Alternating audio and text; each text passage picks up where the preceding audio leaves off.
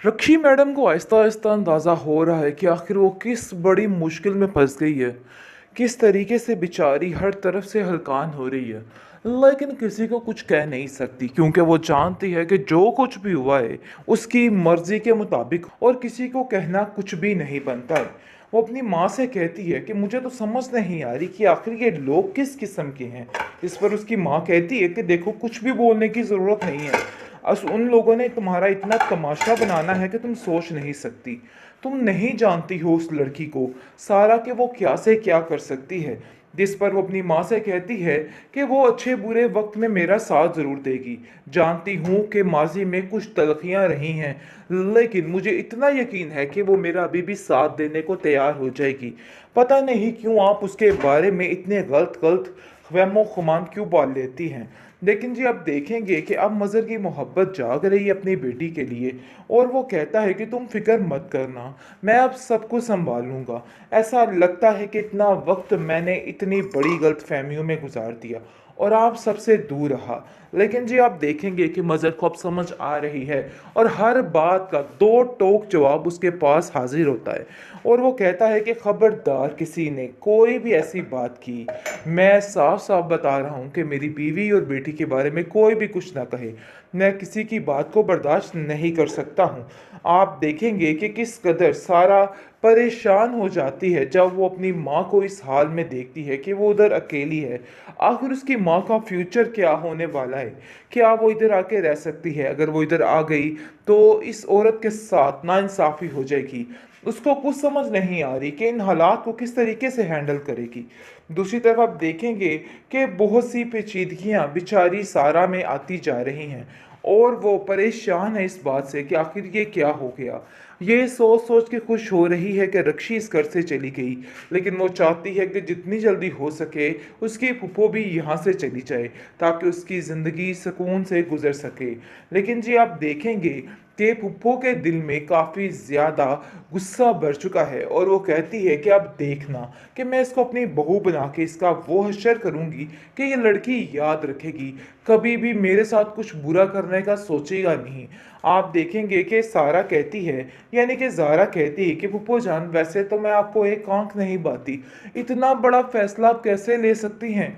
मुझे तो आपकी कुछ समझ नहीं आ रही कि आखिर आप करना क्या चाहती हैं। इसको सुनकर वो कहती है कि बेटा जी, आगे आगे देखिए होता है क्या।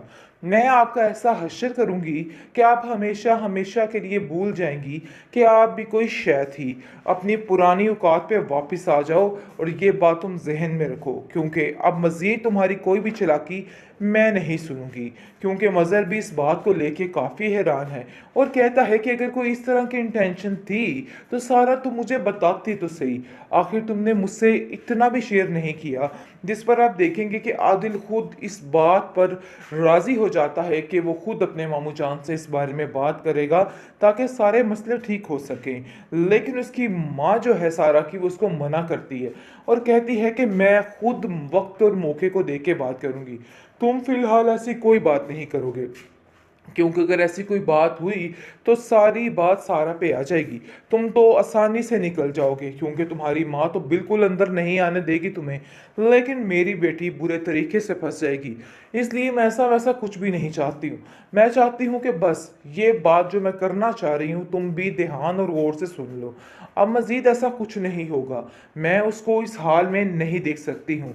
अब मैं सिर्फ और सिर्फ उसकी खुशियाँ देखना चाहती हूँ। रक्षी मैडम को आहिस्ता आहिस्ता अंदाज़ा हो रहा है कि आखिर वो किस बड़ी मुश्किल में फंस गई है।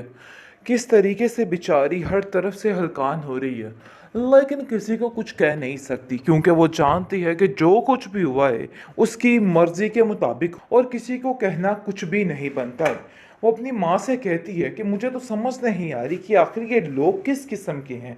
इस पर उसकी माँ कहती है कि देखो, कुछ भी बोलने की ज़रूरत नहीं है। उन लोगों ने तुम्हारा इतना तमाशा बनाना है कि तुम सोच नहीं सकती। तुम नहीं जानती हो उस लड़की को, सारा के वो क्या से क्या कर सकती है। जिस पर वो अपनी माँ से कहती है कि वो अच्छे बुरे वक्त में मेरा साथ ज़रूर देगी। जानती हूँ कि माजी में कुछ तलखियाँ रही हैं, लेकिन मुझे इतना यकीन है कि वो मेरा अभी भी साथ देने को तैयार हो जाएगी। पता नहीं क्यों आप उसके बारे में इतने गलत गलत ख्वामो खुमान क्यों पाल लेती हैं। लेकिन जी आप देखेंगे कि अब मज़र की मोहब्बत जाग रही है अपनी बेटी के लिए और वो कहता है कि तुम फ़िक्र मत करना, मैं अब सब कुछ सँभाल लूँगा। ऐसा लगता है कि इतना वक़्त मैंने इतनी बड़ी गलतफ़हमियों में गुज़ार दिया और आप सबसे दूर रहा। लेकिन जी आप देखेंगे कि मज़र को अब समझ आ रही है और हर बात का दो टोक जवाब उसके पास हाज़िर होता है और वो कहता है कि खबरदार किसी ने कोई भी ऐसी बात की, मैं साफ-साफ बता रहा हूँ कि मेरी बीवी और बेटी के बारे में कोई भी कुछ ना कहे। मैं किसी की बात को बर्दाश्त नहीं कर सकता हूँ। आप देखेंगे कि किस कदर सारा परेशान हो जाती है जब वो अपनी माँ को इस हाल में देखती है कि वो उधर अकेली है। आखिर उसकी माँ का फ्यूचर क्या होने वाला है? क्या वो इधर आके रह सकती है? अगर वो इधर आ गई तो इस औरत के साथ नाइंसाफ़ी हो जाएगी। उसको कुछ समझ नहीं आ रही कि इन हालात को किस तरीके से हैंडल करेगी। दूसरी तरफ आप देखेंगे कि बहुत सी पेचीदगियाँ बेचारी सारा में आती जा रही हैं और वो परेशान है इस बात से कि आखिर ये क्या हो गया। ये सोच-सोच के खुश हो रही है कि रक्षी इस घर से चली गई, लेकिन वो चाहती है कि जितनी जल्दी हो सके उसकी फूफो भी यहाँ से चली जाए ताकि उसकी ज़िंदगी सुकून से गुज़र सके। लेकिन जी आप देखेंगे कि फूफो के दिल में काफ़ी ज़्यादा गुस्सा भर चुका है और वो कहती है कि अब देखना कि मैं इसको अपनी बहू बना के इसका वो हश्र करूँगी कि ये लड़की याद रखेगी, कभी भी मेरे साथ कुछ बुरा करने का सोचेगा नहीं।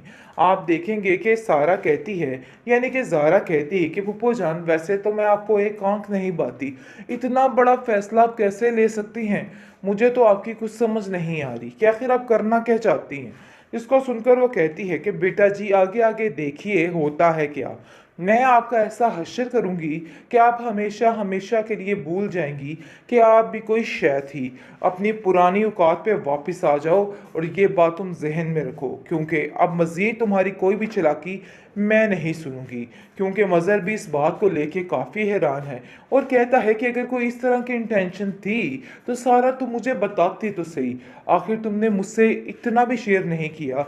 जिस पर आप देखेंगे कि आदिल खुद इस बात पर राज़ी हो जाता है कि वो खुद अपने मामू जान से इस बारे में बात करेगा ताकि सारे मसले ठीक हो सकें। लेकिन उसकी माँ जो है सारा की वो उसको मना करती है और कहती है कि मैं खुद वक्त और मौके को देख के बात करूँगी, तुम फिलहाल ऐसी कोई बात नहीं करोगे क्योंकि अगर ऐसी कोई बात हुई तो सारी बात सारा पे आ जाएगी। तुम तो आसानी से निकल जाओगे क्योंकि तुम्हारी माँ तो बिल्कुल अंदर नहीं आने देगी तुम्हें, लेकिन मेरी बेटी बुरे तरीके से फंस जाएगी। इसलिए मैं ऐसा वैसा कुछ भी नहीं चाहती हूँ। मैं चाहती हूँ कि बस ये बात जो मैं करना चाह रही हूँ तुम भी ध्यान और गौर से सुन लो। अब मज़ीद ऐसा कुछ नहीं होगा। मैं उसको इस हाल में नहीं देख सकती हूँ। अब मैं सिर्फ़ और सिर्फ़ उसकी खुशियाँ देखना चाहती हूँ।